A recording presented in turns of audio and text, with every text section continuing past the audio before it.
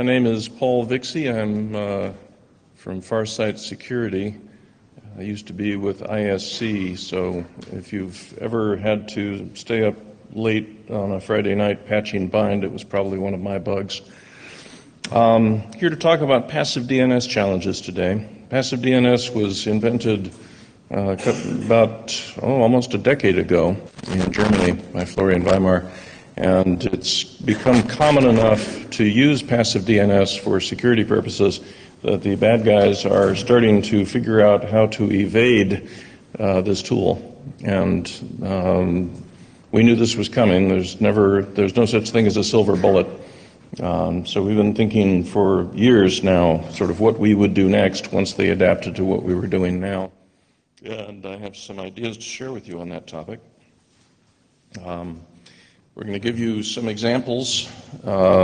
These will be largely US-centric examples because that's where the people who write these slides live, but I think you'll find that they are portable to any region.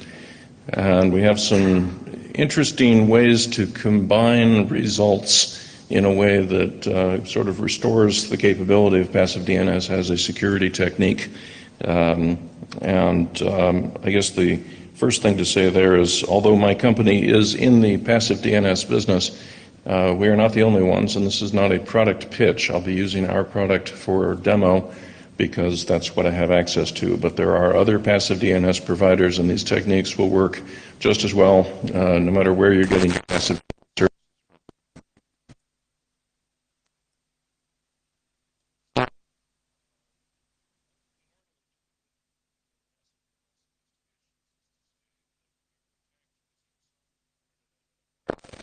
Maybe an IP address, something. And that becomes our starting point. That's the one thing we know about the attacker is sort of how they reached us. They reached us from, maybe what domain name they tried to get us to reach them on. Take that and then sort of do the normal guilt by association techniques. In other words, what other domain names point at that IP address or nearby IP addresses or IP addresses in the same autonomous system. There's a lot of different ways to find associated resources, and then you look for patterns among those associations. And you might be able to, in some cases, you'll find, the bad guys hid Whois on all of these, but not on all of those. And so you might even find some meat space recourse from passive DNS. But this is becoming less usable because the bad guys are watching what we do and adapting to it like they always do. And one of the problems with this is that they know we're going to start with the most unique search that we can. In other words, if they come at us with an IP address, we're going to look at other things that have used that IP address. Or if we check to see what name servers were responsible for the domains they used in an attack, then they're potentially, all they have to do is use those name servers only once, and then they're free and clear. Now, the idea of using the same domain name over and over again is almost unheard of because domain names are now too cheap to meter. It's possible for bad guys to get a pretty much inexhaustible supply of domain names for criminal purposes, but they still do go back to the same watering hole from time to time. But either way, if they know you're going to do that, they will just say, I'm not going to do what you think I'm going to do. So they might hide their domain name inside of a large provider where it's not just their IP, it's a whole bunch of different domain names all using the same IP and not belonging to the same person, right? This would be an IP hosting farm. So we can hope that they will be stubbornly fond of a particular domain name, and you can hope that they will run their own name servers and that they won't be using shared infrastructure, but that's not what happens. So I've seen plenty of attacks. This is largely spam and phishing attacks, but I've seen plenty of attacks that use a domain name one time and throw it away, and so it doesn't associate with anything else. It never pointed at a different IP address. You can't tell what carrier, what ISP or hosting provider they may have been kicked off before, because the domain name didn't exist until this attack. Or, as I said, they might hide inside of some CDN where there will be millions of domain names pointing at a single set of IP addresses for that are actually a very high-performance load balancer. So knowing that there are 10 million other domains pointing at that IP does not help us in our investigations at all. And you can also commingle at the name server level. For example, if you're using GoDaddy or Network Solutions, who are not criminals, but they can't tell the difference among their customers about who the criminals are, and so you might be using a name server that is also supporting tens of millions of other name servers. And that's kind of hiding in plain sight, shouting insults from a crowd, as it were. Now, what you'll have to do as a bad guy to pull that lone wolf scenario off is to truly not reuse anything. So you can't use the same registrar for consecutive attacks. You can't use the same name servers. You cannot use anything that is valid in the Whois, no matter what. But in this case, it turns out bad guys will often use the same Whois data over and over again. That's a signature that some of the passive Whois providers are using to do the guilt by association, is they'll use the same random string or the same fake address on some non-existent street that corresponds to the parking lot of a hospital somewhere. They can't do that. They must be completely unique. The payment is another place where if they're using stolen credit cards, they need to use it once and throw it away rather than using the same stolen credit card for, some collection of different domain names that they're buying. You need different images on the website, because if you are, let's say it's a phishing attack and you're trying to get somebody to click on a website that you're trying to convince them corresponds to their bank, unless it's a very well targeted attack, they're guessing which bank is yours. But just the same, they need to construct a fake website into which you can type your credentials. Not you, but the victim types the credentials. And that website ends up having to include a lot of image resources. And, we have actually seen bad guys take a PNG file and sort of resize it in some way that it will have a different hash than the real image. I've even seen, hand-edited versions of like the American Express logo, and that's simply to avoid looking like the American Express website to a web crawler. And if you put all this energy in, then you can, at the moment, hide from a lot of people, a lot of investigators that are using passive DNS, or for that matter, passive Whois. Of course, Whois is almost always junk, and providers who rent or lease or whatever they make their sub-blocks of their IP address space available to customers are supposed to, by rule, put in an R-Whois assignment so that the actual user of a block of IP address spaces has real contact information. However, that R-Whois rule is not widely followed. I can remember during my years on the AARON Board of Trustees, AARON is like APNIC, but for the United States. I remember when we started having trouble keeping the Whois records for our own not customers, but registrants, the people that AARON was handing IP address space to, because we were out of IPv4, and the only time we really had any leverage was when they came back for more space. It used to be that if they were coming back for more IPv4 space every year or two, then you could talk to them at that time and say, gee, your Whois information is not nearly as clean as we'd like it to be.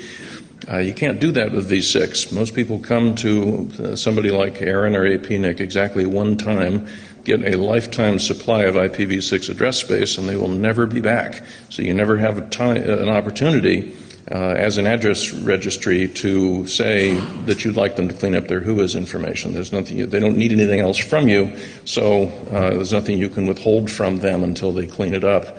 So we're seeing that Whois, while it was always bad, is now degrading further. And of course, there's Whois privacy. There are lawyers all over the world now who have opened side businesses just to represent people in Whois. So it's a nuisance level fee, it's a tiny amount of money, and it just means that the Whois information for a given domain name or IP address block, or even an ASN in some cases, is your lawyer's address, and that's not illegal. And ICANN cannot regulate at that level. So I think we're going to see Whois privacy here to stay. But in any case, if you want to keep people from finding you, if you're a criminal attacker, you have plenty of ways to make sure Whois doesn't help them. Now, if you, let's imagine that you've got this problem where they're using a name server that's also serving a lot of other domains. You probably can't then look at the name server, say, oh, there's 10 million domains, those probably belong to the same person, because it's pretty rare that 10 million domains are going to belong to the same person. So you're not going to be, you'll get no help from that.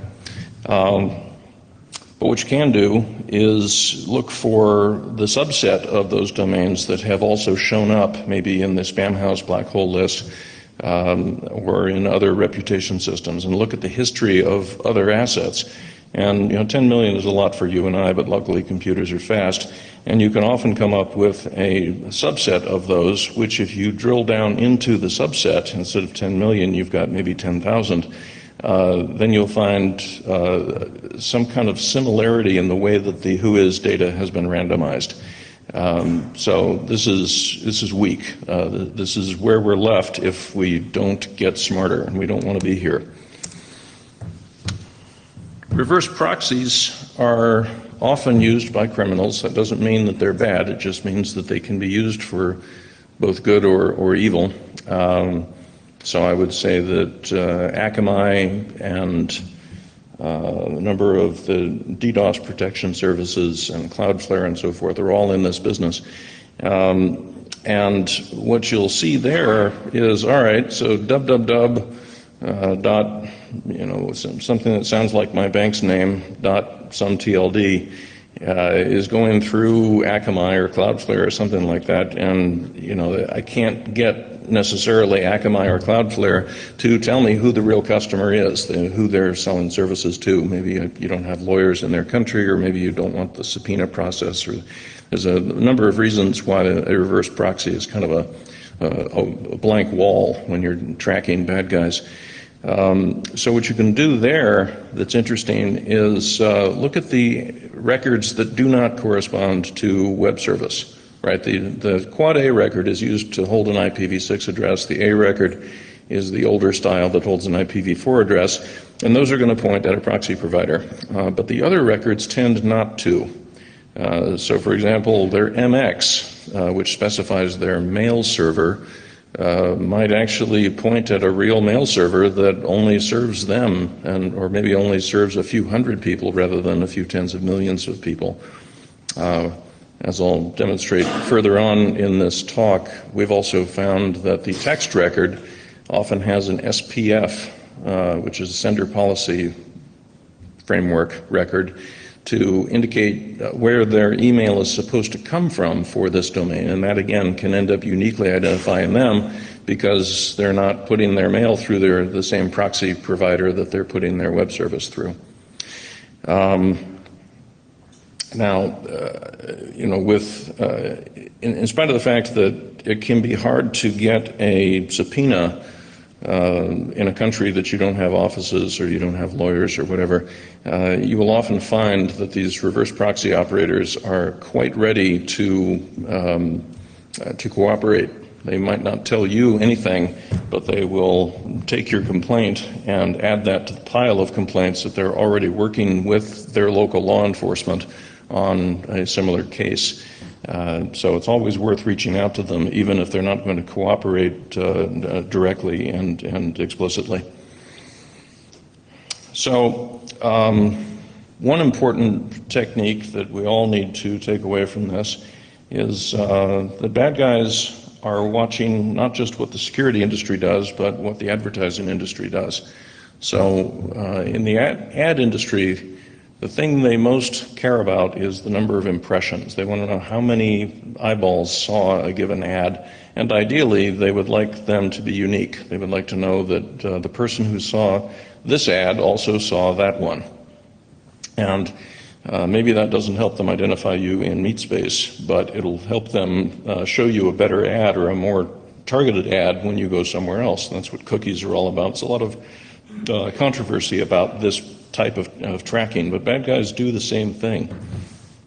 And what that means is that if you start following URLs that are found in the body of email or found on various websites, it may be that they are a single-use URL, and they're going to work exactly one time, and subsequent attempts will get different content. And that helps them to first find out if there is some kind of security event following. In other words, is somebody investigating me because only the victim should have looked this up, but look, 3 days later I got more hits on the same web page. But it also lets them track their victims, and it allows them to obfuscate their text. It may be that you went to the same website the victim went to, but you got a totally different result. It wasn't the phishing website anymore by the time you got to it. So to the extent that it's possible, we should not be automatically following the URLs when we are tracking this stuff. And I'm betting that most of you already knew this, but I'm going to tell you that there are some security researchers that are tracking using tools that are the same tools they use for their own enterprise web or mail services, and they do automatically prefetch stuff. So you should make sure you don't do that. I have found in general that if you're using the shell, you're only getting what you expect, but if you're using a graphical tool, there's a lot more going on behind the scenes. Right. Last but not least, if you start doing non-passive, actually intrusive lookups on assets that the bad guy exposed in spam in particular, they will be able to tell from the URL that you used, because it was a single-use URL, they'll be able to tell exactly which email they sent that caused you to be able to do that research. In other words, they can find your spam trap just by looking at the URLs that came in, just by looking at the weblog, essentially, from their HTTP server. Okay, I'm going to get into a couple of examples. I'm going to start with Pillz. Pillz with a Z is the name that we give in the local sort of U.S. community to fake pharma, fake drugs. And they aren't always fake drugs, but my own belief is that if you're buying drugs that are not licensed in some way by your local government, then you're taking maybe a slightly bigger chance that it isn't really the drug that you paid for.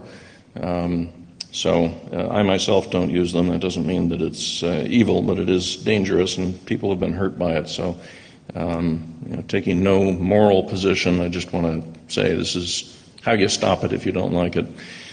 So this is a real ad that we got. In the U.S., most of our Pillz spam is about Canadian pharmacies, because in Canada they sell the exact same drug from the exact same producer for about half the price, just having to do with national health laws and so forth. So a lot of the Canadian pills that we are offered are actually the good stuff, but there are some bad ones in there. But anyway, this is a real site. This was actually found, and pillstoronto.net was the domain name.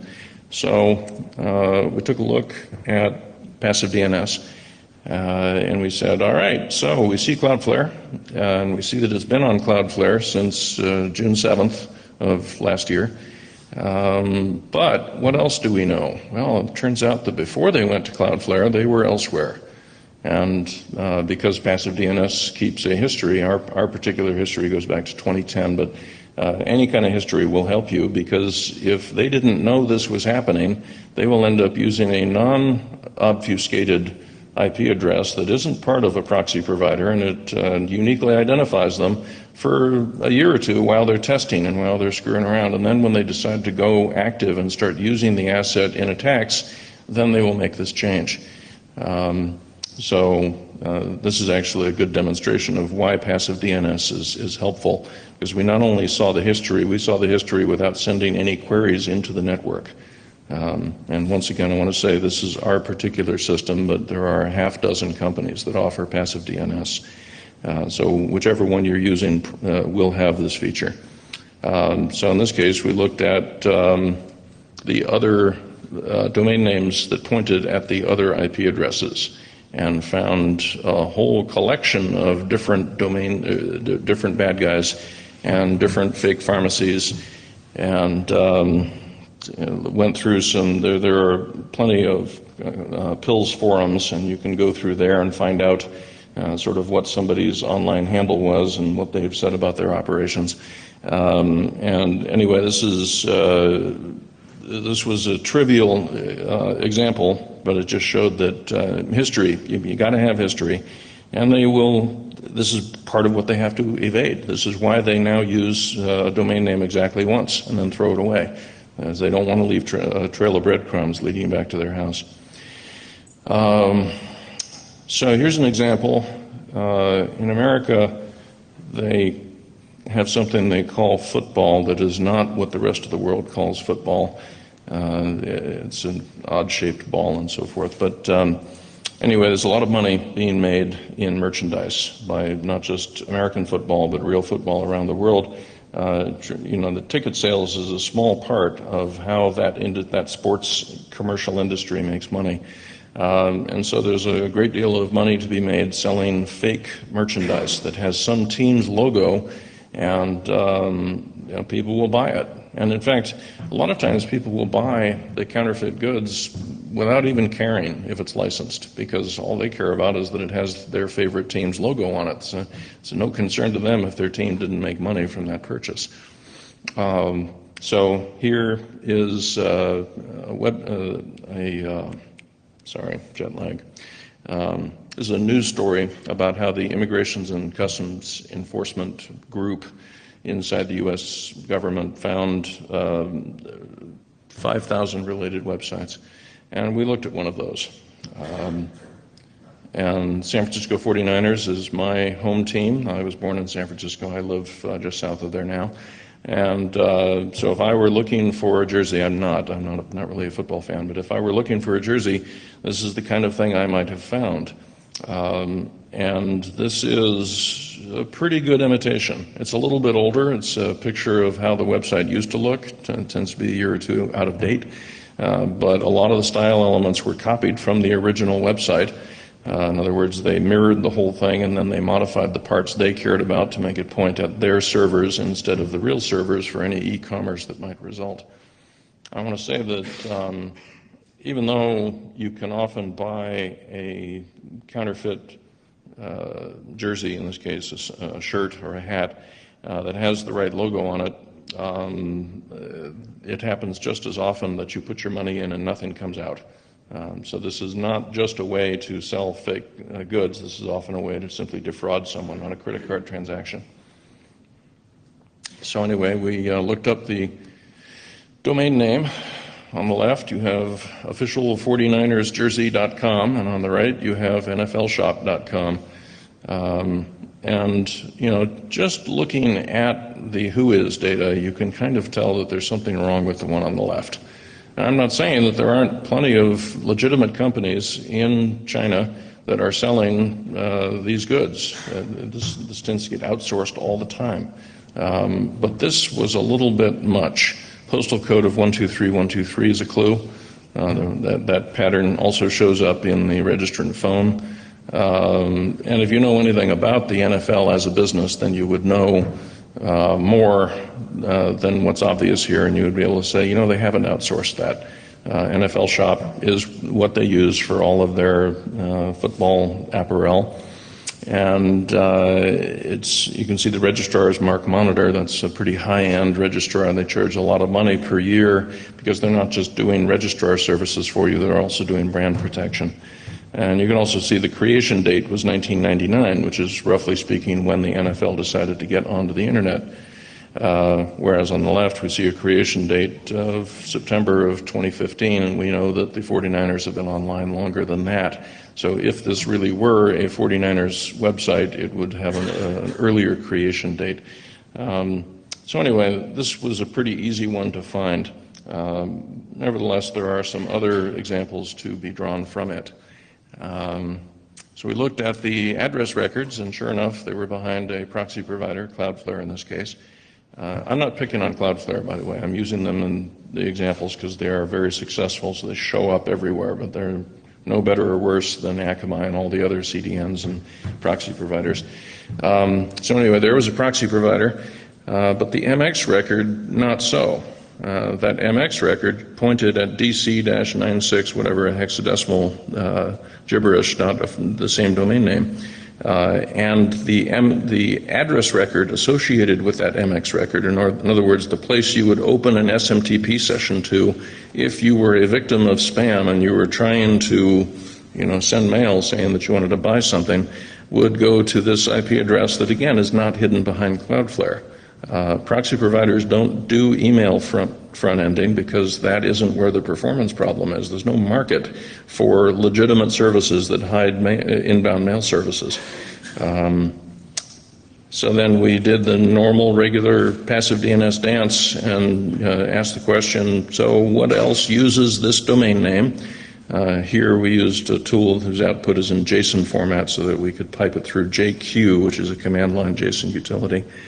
And there's a script on the next slide, is a short Perl script that we wrote called second level domain. That just finds the effective TLD. I'll explain that in a moment. And finally, just sort it for uniqueness. And then we found, oh, good, there's a whole bunch of other domain names that had the same IP. And all those other domain names look just about as spammy and as fishy as the one we started from. I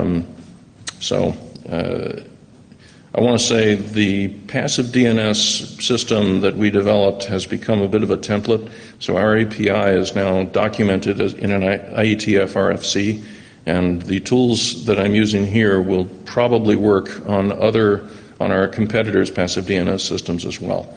And they're all open source. This one that I demonstrated here is the C version that I wrote. So even though I wrote it, it's pretty safe. So this is second level DOM. The public suffix list is an extremely useful tool because what you really want to know when you're looking at a domain name is not so much what does Whois say or who are the name servers or the rest of that. You want to know what is the delegation point. So if you're looking at a fully qualified domain name, www.foo.bar. whatever it is, what you're looking for is what part of this was bought from a registry.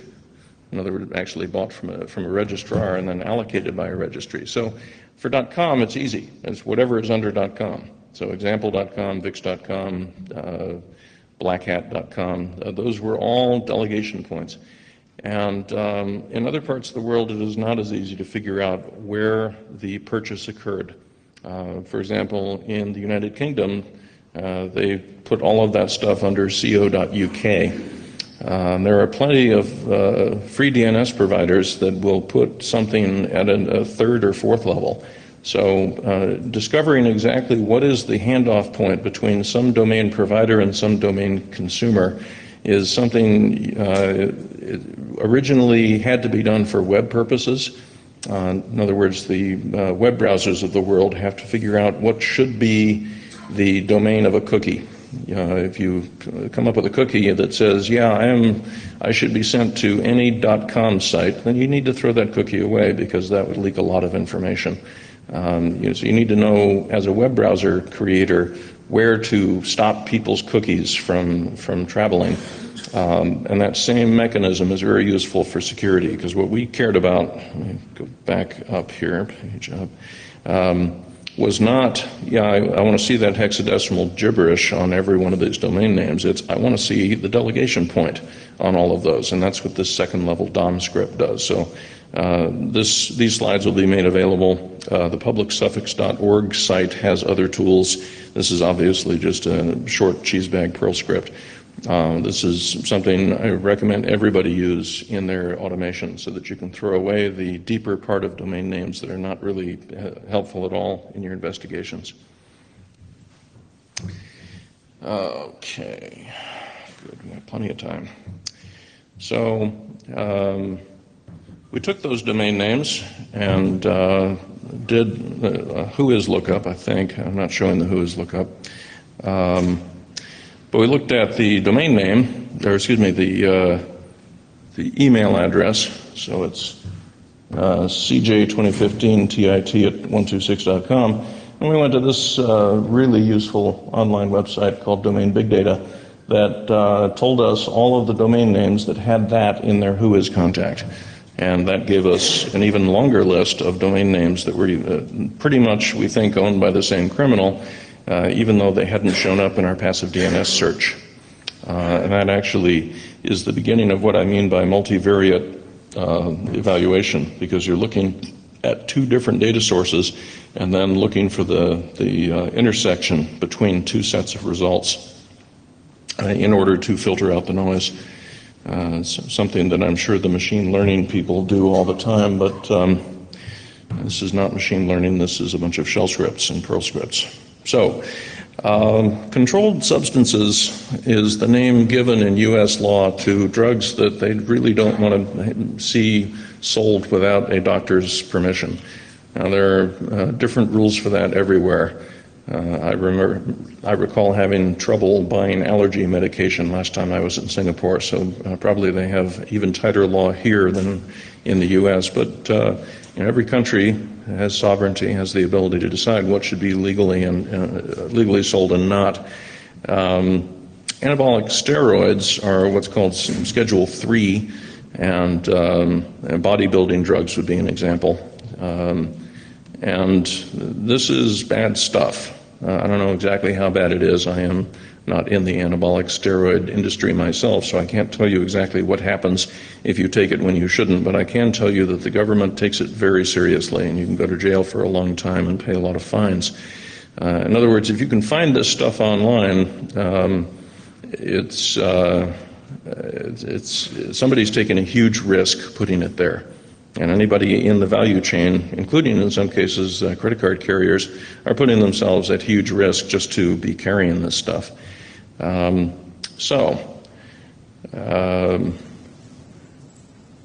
We looked, I'm sorry, I lost my example slide. I apologize for this. So there was spam, and it advised you to go to buysteroidsonline.com. As usual, it was hidden behind a proxy provider. And in this case, the MX record uniquely identified them a little bit, but the text record absolutely outed them because they didn't want to get spammed and they didn't want to get their domain forged, and so they put in an SPF record. Amazing that spammers don't want to get forged, but nevertheless, that SPF record told us exactly which mail server their mail was allowed to come from. And it was the same as the server that the MX record pointed to. And we did the same dance, looked at all the other domain names pointing at the same IP address, and looked for just the RR name that came back from that, which is to say these are what's called,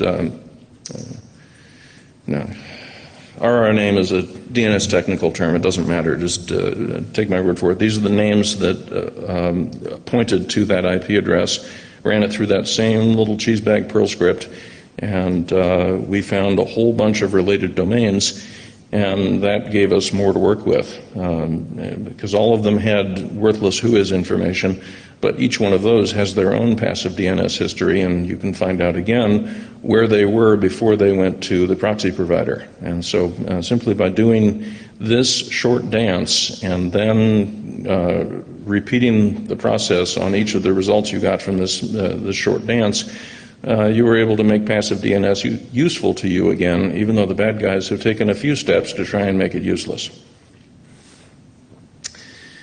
Kelihos is the currently the biggest spammer on the internet.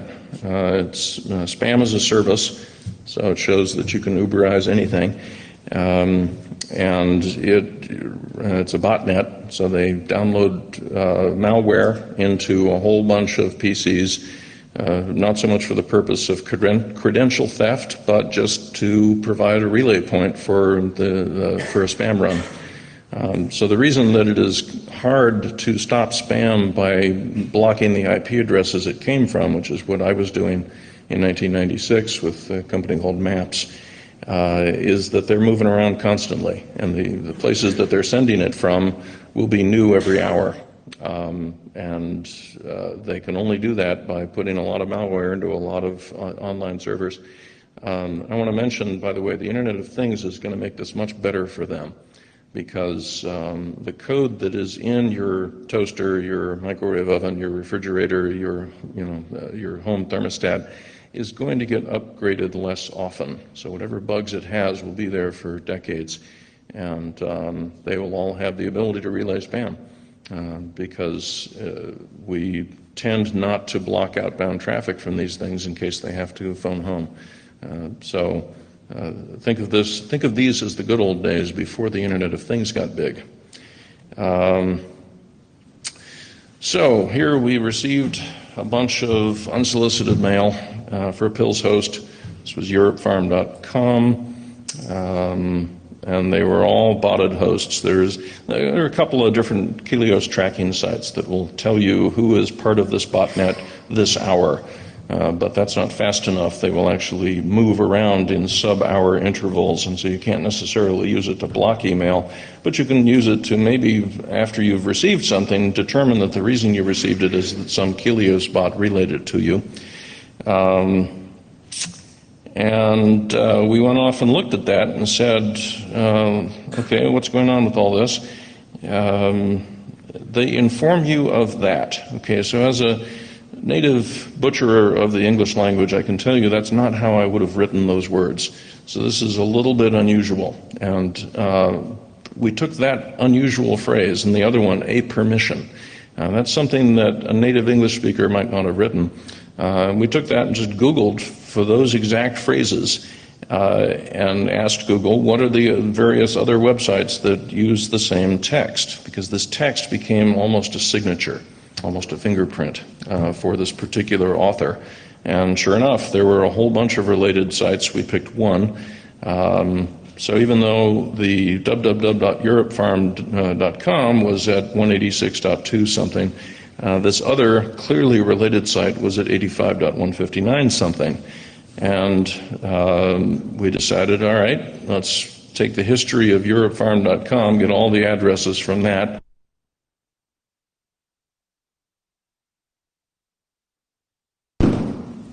Am I back? I'm back. So we also built a list of things from that second website.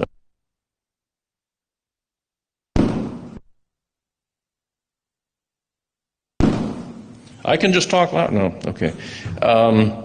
And so we ended up with 2 IP address lists and said, all right, what's in common? What addresses were used by both sites? And there were only 4 of them. And I got to tell you, 4 of them is a much better list of things for me to spend my time chasing than 40,000 or 4 million, which is how many we started with. So back to that second level DOM Perl script to go find the delegation points of all the domains that have ever pointed at those 4 addresses. And we looked at the results, and if there's 700 results, that's too many. I'm sure that tools could be written that would go through 700 results efficiently, but I'm kind of thinking I'm going to use these 10 fingers to do the next thing, and I don't want to do it 700 times. So we said, all right, what we're doing is not working. It's not narrowing the field far enough that human energy can then take it to the next step. So we looked at the things that were in common between those 4 results and got it down to 39 things. And there we found 39 domain names that had been used by all of those 4 addresses, that had used all 4 of those addresses. And I got to tell you, 39 I can deal with. So to sort of graphically identify that, we found 4 addresses that were in both files, and we found a bunch of domain names that were had used those, and looked at domain names that had used both, or used all 4 of the addresses, and we targeted those for another round of microscopic evaluation. All right, so that finally brings us to the topic. That was the background.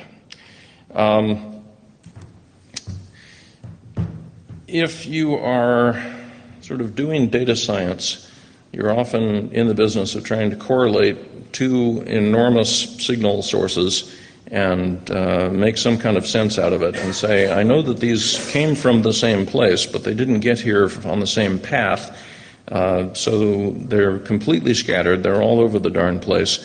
And, how can I take the disparate pieces of this signal that have been reflected to me along a lot of different signal paths and turn it back into something that will approximate or identify or characterize the original source of that signal?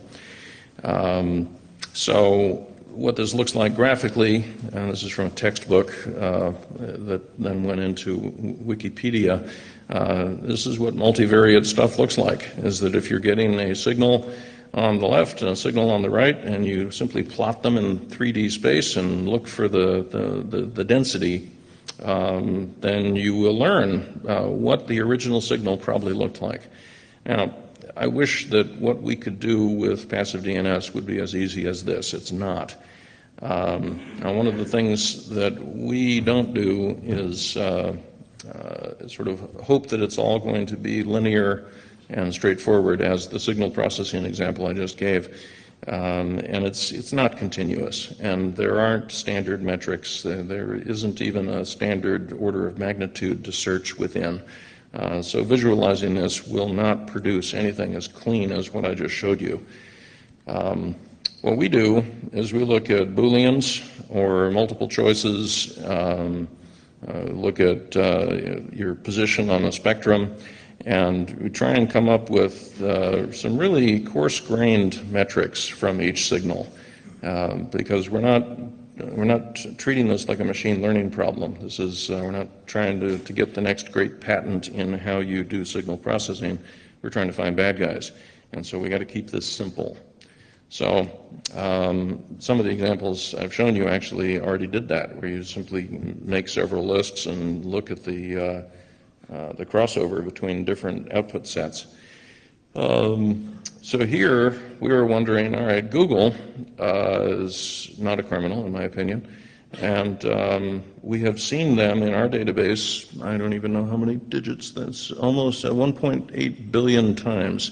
And these are cache misses, not cache hits. So that's how many times some recursive name server in the world did not know the answer to the google.com result and had to go fetch it. For every one of those fetches, there were tens of thousands, maybe even millions of reuse events from that same cache. So I'm not saying that I see every time somebody looks up Google. I think no one other than Google could tolerate that amount of data. But I do see whenever one of our sensor operators needs to do a lookup in the great sort of DNS cloud in the sky using Google's data. And so just from that, I can get some idea of what a popular non-criminal site ought to produce here. And this is obviously cartoonishly simple. You need more than one data point to characterize, but this is, after all, PowerPoint. So we then looked at a different result. This was 70x, whatever. This was something that came to us in spam, and ran the same test. Just how many times has this been witnessed? 1109. Okay. So that's not the same. That's out of character, and thus is worth looking at. Now, ideally, you would, take a sample of hundreds of popular non-criminal names in order to build a larger, richer set of parameters for, if it's within these limits, it's probably like us. It's probably not criminal. It's probably popular.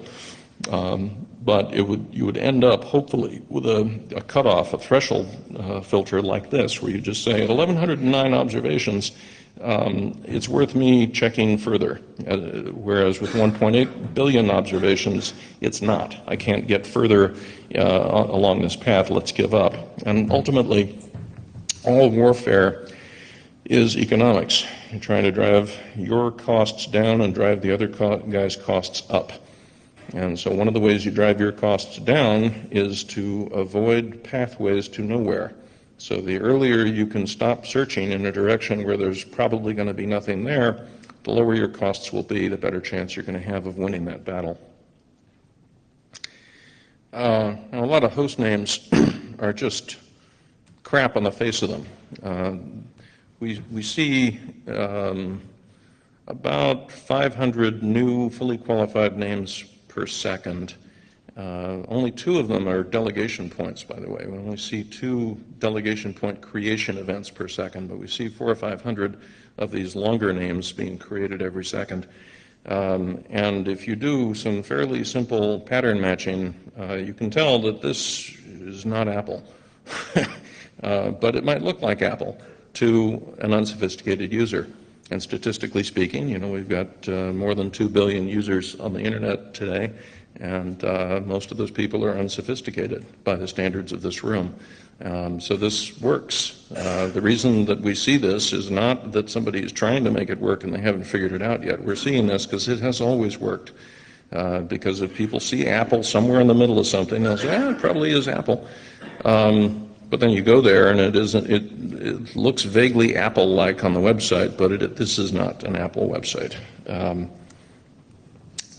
So we did the same thing for Bank of America, and you know, these are just common everyday brands that we see and hear in the U.S. economy, and so we just looked for the easy stuff. Looking for the harder stuff would require you to do some fuzzy matching, like look for Bank of America with zeros instead of O's and ones instead of I's and so forth. And you know, we have a number of customers that do brand enforcement, and they incorporate our raw data for that reason. But these were the easy ones. These just jumped out at us and said, you know, this is a Turkish website, you know, bosnakliat.com.tr. And it shows bankofamerica.com both as a subdomain and as part of the URI. And you know, even though the website that you go to from that looks like Bank of America, it probably isn't. I wanted to show you an image example. I'll see if I get to that. I'm running out of time. I want to say a couple of things about passive DNS collection. Edward Snowden has raised the specter of the surveillance state for all of us. I am not a Snowden fan, but I do live in the world that he has shaped. So for the entire 10-year history of our project, long before Edward Snowden made his disclosures, we have been very careful about end-user privacy. And I urge that you do the same, and that you encourage any vendor of data services that you're going to do business with to do the same. So we see the cache miss transactions. So that recursive server in the middle is where most of your lookups are happening. So this phone is connected to a recursive server given to me by the Black Hat Wi-Fi cloud. And I'm making my queries. I am a stub resolver, and I'm making queries of that server. And that server knows my IP address. It also knows my ARP, my DHCP. It knows my MAC address. It would not be hard if you were down there where I'm showing the personally identifiable information pointer. If you were down there, you could probably figure out exactly which queries came from my 10 fingers. And, you know, if you're my employer, I probably gave you that right. If you are part of the government of the patch of dirt that I live on, I may have given you that right. But if you're just some security practitioner somewhere in the world, I did not give you that right.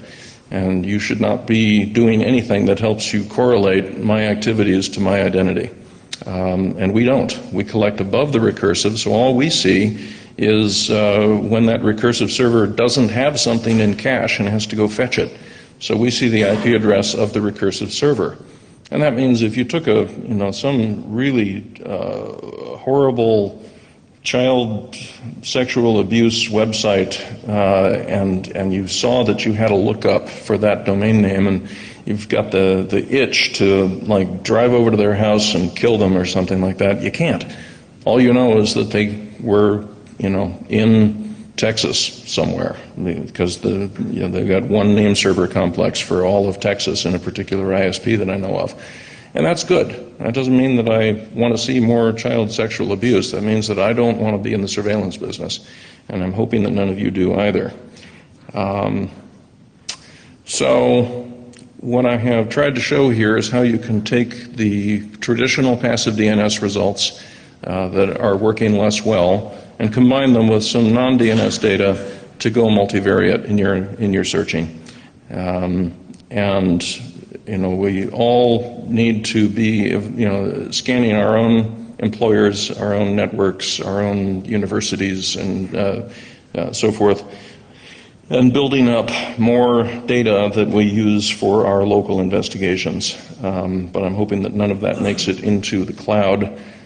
Surveillance capitalism has not been good for me. It's not going to be good when it gets stronger, so I don't want to be one of the people helping write software for it.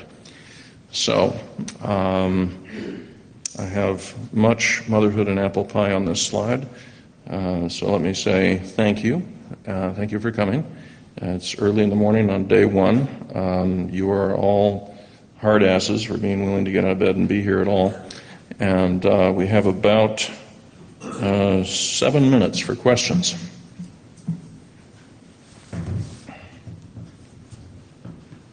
Please ask questions.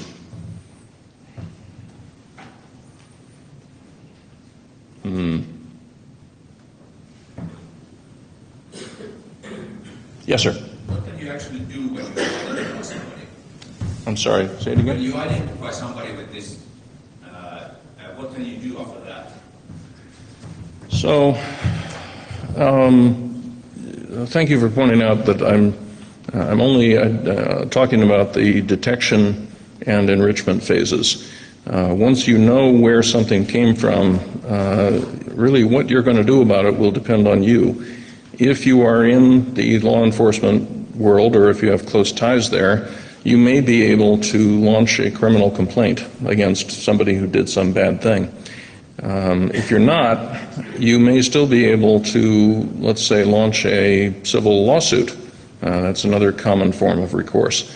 Those are both work. In other words, those both involve work that starts today and finishes sometime in the future, and most of us can't tolerate that kind of work because our hair is already on fire for 100 different reasons. So what we will actually do is try to get them removed from the internet, figure out who their providers are, and complain to them and say, hey, your resources are being used for criminal purposes. Here's the evidence. Please take this guy off your net. And if you do that for Akamai or Cloudflare or whatever, they will probably go along with you. The other thing I see people do is to say, all right, now that I know who it is and I have a reasonable way to figure out what other assets they also own that they haven't attacked me with yet, I'm going to block them all. I'm just going to assume that anything from any of those IP addresses or to any of those IP addresses is bad for me, and I don't want to participate there. There's now something in Bind called RPZ, which is a DNS firewall that can be programmed much as any normal IP firewall can be done. We will shortly have code to make that work in Unbound if you're a Bind hater. But that's another thing you can do. If you know that all of these domain names are bad, you might just block all of the lookups to all of the related domains. In RPZ, you can actually poison the name server name or the name server IP. So if you know that this name server, either by its name or by its IP address or maybe by its IP address block, is only used by bad guys, you might decide, I don't care what the name is. From now until the end of time, I don't want to resolve any domain name that relies on that name server. So I would say poisoning as a way, kind of a reasonable confidence method of defending yourself against future attacks by the same gang is the most common thing that we do, but that again is because we're busy.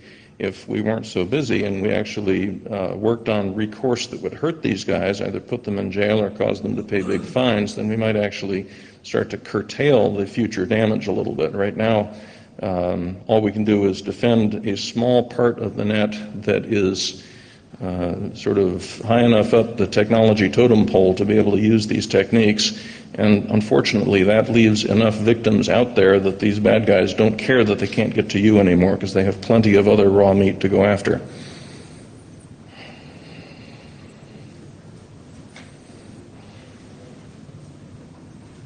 The passive DNS providers, most of them are these commercial subscription-based. So there are, of the various passive DNS projects that I'm aware of, all of them give free access for nonprofit use. So in our system, if you're a law enforcer or an academic or whatever, you don't have to pay. And I think that BFK does the same thing. DNS Parse does the same thing. RiskIQ and Passive Total do the same thing. So the intent of all of these systems is to first do some good in the world, and then second, sustain themselves. So if you want to make commercial use of it, you're going to pay. But if it's a non-commercial use and you're not developing derivative works that compete in some way, the chances are you won't have to pay. And just to follow up with that, that is one of the hooks that I use when I ask recursive name server operators to please run a sensor and send us their data. It'll make them a little bit safer because any crime that takes place or that has one leg on their network will be better observed, but it also helps them to help the rest of the world because of all the freeloaders that get access to our system without paying it. I more or less, even my heart is here, right? I'm clearly spent my life in public service before coming back to the commercial world to do Farsight. So I clearly want to make the world a better place, but I also have to behave this way or I wouldn't have any sensor operators. And I think the other competing projects are in the same situation. Question in the back.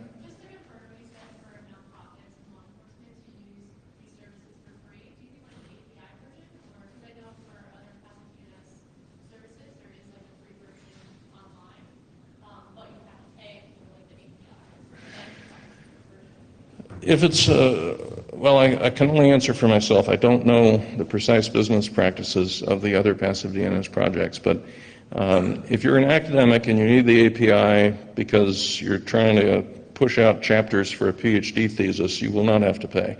If you're a nonprofit company who is working on your own self-defense, then we'll give you a gigantic discount on what a commercial company would have had to pay, but you will have to pay. Because if you can afford salary for your people and you can afford electric power for your building, you can certainly afford to pay a little bit to help sustain our services. But none of us are trying to sort of make our success on the backs of public benefit nonprofit companies. But I will say, related to that, law enforcement users that want the API, if it's agency-wide, we'll set up a contract for them because they want to control the reliability of their services they depend on. But generally they don't. Law enforcement users tend to be a little bit less technical, and what they want is a web user interface, and they're going to cut and paste. They're not so much interested in writing software to talk to an API.